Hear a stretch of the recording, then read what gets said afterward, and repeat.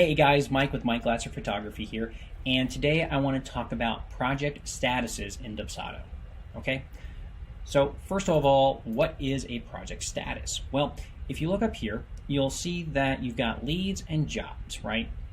And your project statuses are these subheadings underneath each of these categories, and effectively what they are project milestones as your clients progress through your workflows, right? You've got a progression as a potential client before they officially become a paid client, and then you have a progression when they are an active client that you're actually working for them on any given project. So your project statuses are just, again, the milestones, the steps in each of those phases of lead and job. Okay, so before we go through different ones that you can build, I'm going to show you how to add your own. Okay, so in your project tab here, right, it doesn't matter which of these you're clicked on, which view, go to customize right here, and it's the first thing that pops up. You've got leads and you've got jobs, and they're all right here, nice and easy. So you can add status just by clicking this button here. Funnel name, you can just add whatever the step is, and then you get to label whether it's a lead or a job. Very, very simple. Okay. You can also edit existing ones. So if I click on that, you just edit it right there. And once they're actually built, you can actually move them between groups if you wanted to, which is really handy. Okay. Trying to think what else. Yeah, that's really it. Oh, one other thing that you can do is you'll notice you have these boxes, right, for check marks. What this check mark does is creates the default view in your project tab for when you first click on it for what you want to see first. So mine is currently, as a photographer, what's my active shoot? Okay, if I wanted to, I could say, what are all my jobs currently. So if I go to projects, you'll see the first thing I see, if Dubsado will load, is the jobs tab. So I'll see all my active jobs, right?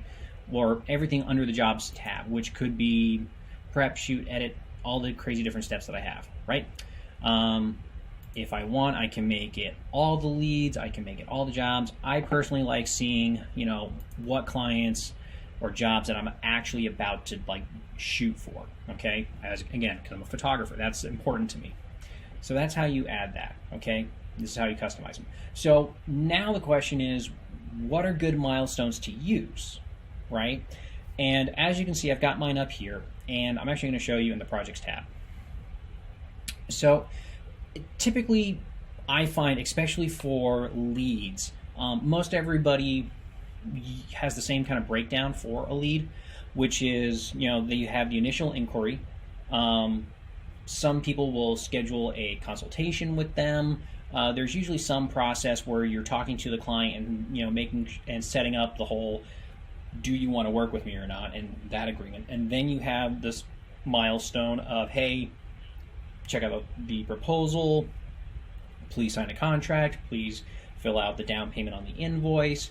And then once they do that, move to a job, right? Or if they go cold, you don't hear from them, they ghost you, you have a follow-up. And again, if none of that works, you just archive the project. So that's pretty much how I built up my milestones. It's really straightforward because that's the way I have a lead go through my workflows, right? So they reach out to me, I schedule a consult with them, I send out a contract and an invoice. If they book, it goes to a job. I have follow-up for anyone who's cold. Again, because of COVID, there's a lot of those. And then if I hear nothing, I'll archive the project. And so again, that's it. You build it however you want, and it's how many buckets you want. So this could be, initial response, contract sent, follow-up. It can be as intense or as minimal as you need to keep track of where your clients are within each workflow. Okay, so on the job side of it, I have a weird hybrid approach to it because I do so many things. So as a photographer, I've got prep for the job, I've got actually shoot the gig, then I have edit the photos. Some clients, especially if I'm shooting weddings, I have to design the album for them, so I have a category for that. And then I have past. Now, I've also got these two other blocks, Shootproof Blog and Vendor Model. This is where the hybrid approach comes in, where I have buckets for different activities that I do that aren't inherently like a regular photography workflow. So for me, Shootproof blog, I'm a guest writer for Shootproof, a gallery system. So occasionally I'll take a client job that I've done and then move it over to the blog category, so I know, hey, I'm using this shoot as a blog topic, okay? And then another thing I have, because again, what I do is I have vendor models. So for me, this category, as a photographer, I've got models that I work with, so I can keep track of who's got contracts, who's got model releases. I know where I put my second shooters for weddings, so I keep track of them, so I don't have to keep sending them contracts, because again, one of the nice things about Dubsado is it's a database where you can send contracts, keep track of them, and all that kind of stuff. I like using the contracts in Dubsado, so for my second shooters or my contractors, I don't want to send them a manual contract that's now held in Dropbox or somewhere random. So I built a category just in my Dubsado jobs that is my vendors, my contractors, models, so I can keep track of all that kind of stuff. So just something that's really handy that you may want to consider doing depending on what you work on. Okay, so that's how they're assembled. Okay, so let's talk about how do you actually use them. How do you get a client file, project file from each of these steps? So the first thing is, as you can see from the high level, from your dashboard, you have the status thing. So right here, you can just click down and manually move them wherever you want to put them, right? And it keeps highlighted where they're currently located, so you can always get it back in case you forget, right? And it's really that simple. You can move it that way. If you click on the project file, for instance, let's grab Laurel's. Project status is right here, so you have all the same options. You can put it all in here, same deal, right? You can do there. The other place that it happens is in your workflows. So what's really nice, and actually I'm going to do this from the template workflow,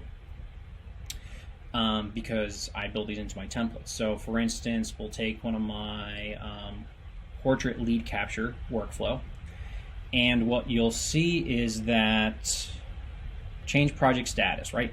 So it's really as simple as hitting add action and then say change project status for the project, and you get to pick whatever you want to do.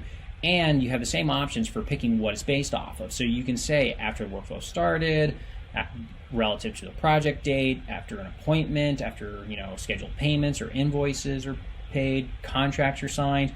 It's really handy. So for me, I've got let's see, this one, consult scheduled. Okay, this is after a client has scheduled my the consult for that inquiry.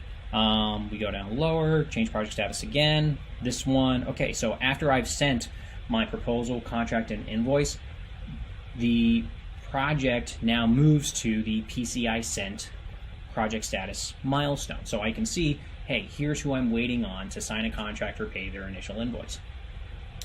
And then I got another one, change project status. This one is move it to the job after the contract is signed by the client, right?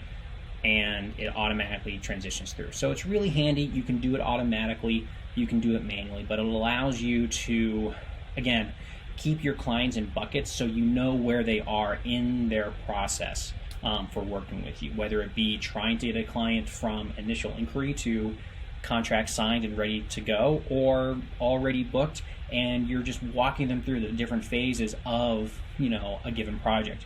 As a photographer, as a graphic designer, as a wedding planner, as a florist, it could work for any of those things, right? For, say, a florist, it's, your prep stuff is, okay, let's get all the details, let's figure out the arrangements, let's get everything assembled, and then the job is, okay, we have to buy all the stuff and now actually go to the location, give them the flowers. As a graphic designer, it could be the same thing, prepping all the materials, getting the designs, getting mood boards, and then you have the part where you're actually doing the work, actually building everything, and then you can have revision steps. So it's very flexible, and you can build it multiple ways for what fits what you want to see and what milestones you want to see your clients in when you're doing the work. For me personally, tooting my own horn here, this progression for your leads I think works really, really well. It's very clear cut and it's pretty consistent across the board for different businesses. And then on the job side, you know, prep, actual job, you know, clean up or wrap up. And then if you're someone like a graphic designer or a writer, a photographer, you know, having a level of, you know, edit or something like that where you have revisions is really handy. And you can also have a category that is, you know, feedback, you know, close out the file. So you remember to do those activities if you don't have them automated. So that's project statuses. That's how you use them. That's how you set them up. And here's some ideas for how you can use them in your business. Okay, I hope you found this helpful. I hope you found it informative. If you have any questions at all about project statuses, how to use them, how to set them up, what categories to pick, leave a comment down below. You can email me. I'm happy to help out. And if you found this entertaining at all, or at least useful, please subscribe to my channel if you want to see more videos about how to use Dubsado to the best of your abilities. All right, once again, I'm Mike. Talk soon. Cheers.